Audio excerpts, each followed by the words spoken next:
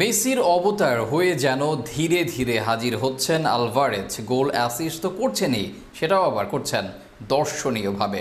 সর্বশেষ ম্যাচে গোল করেছেন ফ্রি কিক থেকে, সেটাও আবার লং লং রেঞ্জ থেকে। গতি ছিল চোখ জুড়ানো। হুলিয়ান আলভারেজ যেন আছেন সব জায়গায়। আগামী দিনে আর্জেন্টিনার আক্রমণ ভাগের দায়িত্ব নিতে যেন প্রস্তুত এই অ্যাটাকার। আলভারেজের গোল ও আগামী দিনে তার ভবিষ্যৎ সম্পর্কে বিস্তারিত থাকছে প্রতিবেদনে। নম্বর 9 হিসেবে তার পজিশনিং সেন্স দুর্দান্ত। উইং বা অ্যাটাকিং মিডিয়াও খেলতে পারেন, নিচ থেকে বল সংগ্রহ করে বিল্ড আপ করতেও পারেন।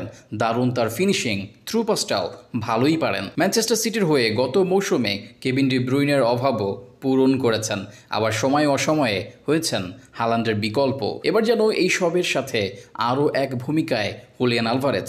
এবার যেন মেসি রূপে হাজির আলভারেজ। লা লিগায় এদিন রিয়াল বেটিসের মুখোমুখি হয় অ্যাটলেটিকো মাদ্রিদ। তবে কনফারেন্স লিগের ফাইনালে যাওয়া বেটিসকে পাত্তায় দেয়নি অ্যাটলেটিকো।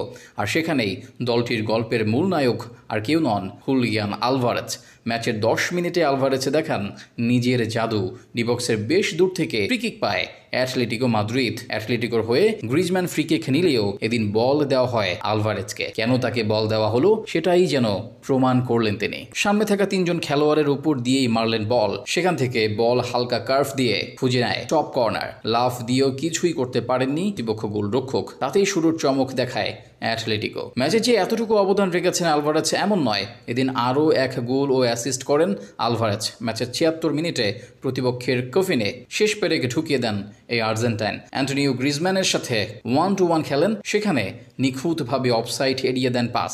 এরপর নিজের পজিশনিং সেন্সের মাধ্যমে ফাঁকায় বল আদায় করেন গোল। 2 গোলের সাথে গোলরক্ষায় ভুগতে থাকা সতীর্থ আনহেল করে রাখে দিয়ে 1 গোল করান। টানা গোল খরার মাঝেও আর্জেন্টিনা দলে ডাক পেয়েছেন কোরেরা। জাতীয় দলে যাওয়ার আগে তার এই গোল যে তাকে আত্মবিশ্বাসী করবে তাতে নেই কোনো সন্দেহ। এই মৌসুমে 29 গোল হয়ে গেছে আলভারেজের। লা লিগা, কোপা দেল রে ও চ্যাম্পিয়ন্স লিগ সব জায়গায় সমান তালে পারফর্ম করেছেন। তবে দলের সাফল্য না মেলায় আসেননি তেমন আলোচনায়। দল ব্যর্থ হলেও আলভারেজ লড়াই করেছেন একাই। আর্জেন্টিনার হয়ে সর্বশেষ 2 ম্যাচে 2 গোল অ্যাসিস্ট। সেলেসাওদের বিপক্ষে যেখান থেকে শেষ করেছেন সেখান থেকেই শুরু করতে চান পরবর্তী ম্যাচে। তবে ভক্তদের চাওয়া থাকবে আরও আগামী দিনে এই আলভারেজের হাত ধরে আরও অনেক শিরোপা আসুক আর্জেন্টিনার ঘরে। এটাই প্রত্যাশা থাকবে তাদের।